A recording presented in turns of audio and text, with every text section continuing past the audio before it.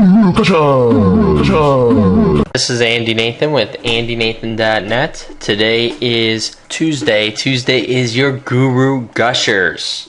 And we're going to be talking today about Aweber. And for those of you who do not know what email marketing is, this is going to be your crash course into email marketing. What I'm going to be going through with you today is how I use Aweber to build my email list. For those of you who don't know Aweber, it is a email marketing system that is online, really easy to use. It's something I've been using for the past 2 years to build my business, and it's something that I really should have taken advantage of a lot sooner in my business, which is the exact reason why I want to show you guys how to use it right now. Let's get started. First of all, Aweber is all built around the lists. And when you see all the different lists here, you see like, for example, Andy Nathan, which was an old blog list that I was using. Then you have like BT member webinar. That's a new webinar list that we're using to drive traffic. It's a way of segmenting how you want your list to be managed. And let's go through how you actually do that. First of all, you can create lists here. You could edit the lists. We're going to show you a few different aspects of it, but let's just create a new list just so you can see how it works. And this new list, we'll call it Testing Guru Gushers Test. And we'll put the list description. This is for the Guru Gushers video, so I know what the heck this is, so I could delete it later if I don't need it. And this is the notifications and who it's from, so whenever an email goes out, because they want to make sure they're in CAN spam compliance, they actually make sure that you have to put all your basic information here. Also, if I want to be notified when people do sign up, I could just put in my email information here as well. All I do is click Save Settings. And here you go. Now I can put in all my company branding information. So let's just use Smart at the start. And we'll put in the website there. Put Andy Nathan, Smart at the start. Whatever you generally put in there. Learn more at www.smartatthestart.com. And I could even upload my logo. If I want to do any social sharing, I could do it like that.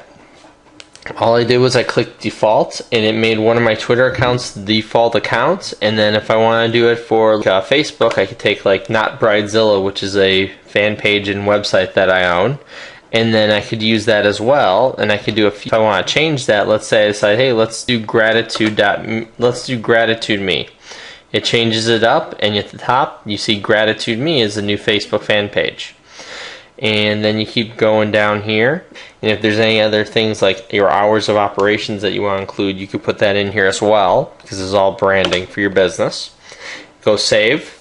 And now this is, since Aweber deals on a double opt-in basis, you can get rid of it, but I really don't recommend it if you want to keep your account and stay legal with CAN spam. What you're going to want to do is you want to be able to encourage people to double opt-in. So once they sign in, there's an email that gets sent out, just like whenever you sign up for a new service. Please go to your email to check, and so you could sign you up for the service. This is what this is doing. And the first thing I like to do is I like to put people's names in there just to personalize a little bit. You could always change it around, see what works best. If I need to insert anything in here, I could do that as well. For example, if I want to put the first name in here again, we received your request about how you are a guru gusher to the core. Woohoo! Before we begin sending you information you requested, we want to be certain we have your permission, which is exactly what this does. And remember, like I said, you could turn this off if you want. I don't recommend it, but just make sure that they're double opted in and you get people who are quality on your lists. And then let's say I want them to go to my blog afterwards. I could send them to a success page afterwards. I click save. Any signature that I want to do that's separate from everything else, Smart at the start, I could put down here at the bottom, www.smartatthestart.com.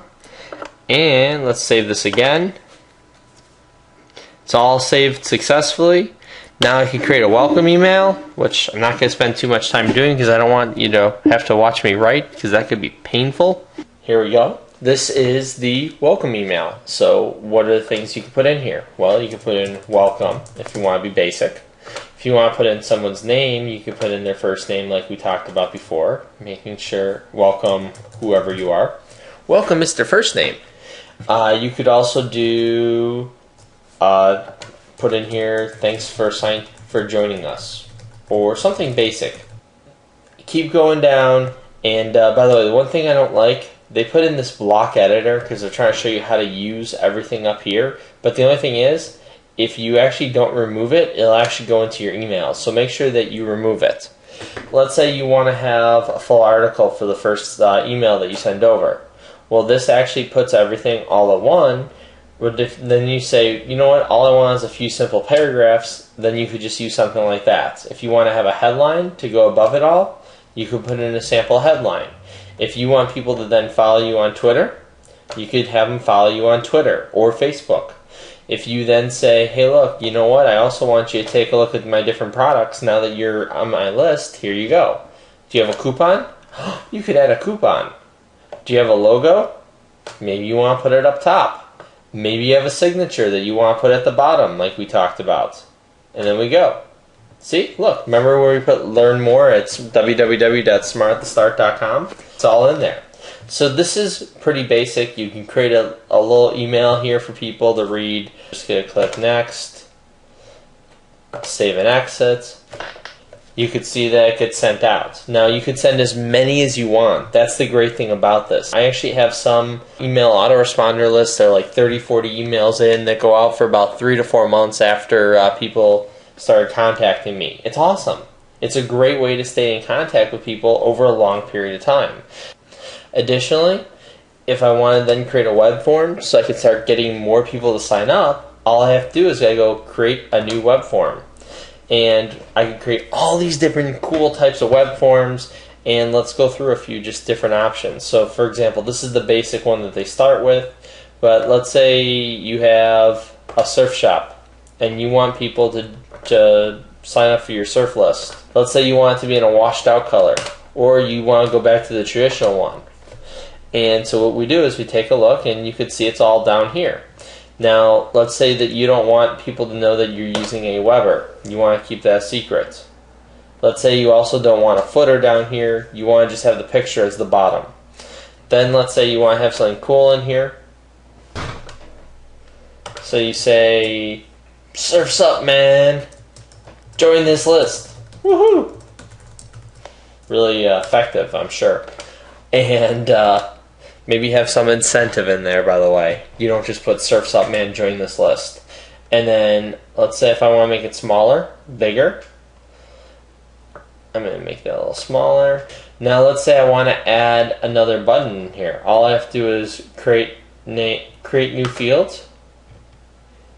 And the field name will be the information you see at the top. So I'm going to say surfboard type. And then I'm going to have a radio selection so they can do rad, tubular, awesome. And you get the choice, and you could do pre-made choices if you want to do 1 from 100 or something like that. But I like mine better. And I'm going to have that required question that they have to ask or answer before they submit their email.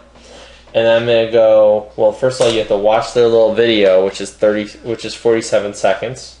What I'm going to do is I'm going to play this, and I'm going to pause this at the end of the video. We'll keep going on. And so we're going to go hide video. And we're going to go save web form. And after that, we go to go step 2. And what we do at go step 2 is we name the web form tubular, non-usable web form, because I'm not going to use this. The cool thing, I told you a lot about integration before. If you want to enable Facebook registration, you could do that as well. It has to be at least 300 pixels to do this. You could do a few different versions of the thank you page. If you actually have your own thank you page, you could do a custom one. You could also do an audio player one, so you could have them actually say they could talk. And I don't know if you could hear that, it's pretty soft. And then I could also do my own custom or basic version for the already subscribed. Sometimes you could even send people after they subscribed over to a sales page, which is kind of nice. And I'm going to click Save Form. And then we're going to go to step 3. And at this point you have 3 options. You could either install the form, you could have a web designer install the form, send an email to your designer so they can know what to do, or you could use LinkedIn's little page, and let's just preview that. And you could just see it's just like a regular page with the sign up information, and there's the Facebook information from before. So there you go. That's how you actually set up your Aweber form. Pretty simple. What we're going to show you, final thing we're going to show you is the integration. I want to just talk to you about this because one of my favorite things about Aweber is the integration. And the thing that I love about this is that you could actually integrate this with PayPal, for shopping cart or authorize.net, or even ClickBank. And then you could also integrate it with membership sites like Nanacast or Wishlist, some of the more premium services. And you could even create your own custom one. Like I have one for Profit Themes because I have a Profit Themes WordPress site, and S2 member as well. And you could do that. It works. S2 doesn't always work that great. However, S2 I'm not really that fond of. S2 member is a WordPress theme. I'm not going to go into it because every time I set it up it's a complete disaster. But those are both membership sites, and you could actually integrate them in. It works pretty well with Profit Themes. And for those of you who are interested in Profit Themes, I'll put a link below so you could actually take a look at Profit Themes. It's a really cool theme. And all you have to do, you could just go through here. So let's just take PayPal, for example, since we talked about that. Oh, eJunkie is another one, which is an affiliate site. And you could integrate it with the affiliate in there for Aweber. It also integrates with WordPress. There's a Facebook page. And you could also connect it with Unbounce landing pages, all this other stuff down here on desk and stuff like that. Salesforce, which is cool. Shopify, Google Checkout, all this cool stuff. But let's just go here through PayPal. You can see View Connected Apps, and as you can see here, I have different lists associated with different products. So like whenever someone signs up for Connection with Power Training, which we're actually doing September 12th, then they actually go to the Connection Power list. So it's really kind of easy. Craigslist, whenever they sign up for that, I have a Craigslist intro product. They get signed up for the SATS current list, and they get on my email list. It's really kind of nice. It makes things easy to do, and it integrates everything really, really cool. This is Aweber. This is, again, Guru Gushers. I know this is a little bit longer than our normal Guru Gushers video, but Aweber is awesome. This is Andy Nathan with AndyNathan.net.